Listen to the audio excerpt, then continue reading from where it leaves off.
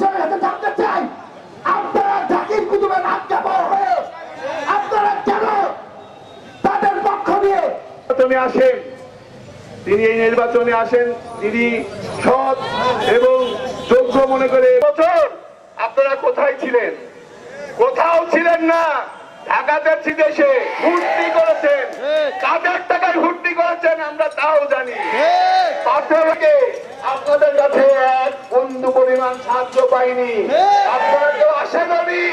অথবা আপনাদের এখন বাংলাদেশ জাতীয়তাবাদী যুব দল কুষ্টিয়া শহর শাখার অন্যতম লাঠি মারো তালে তালে সাথে সম্পৃক্ততা রাখেনি।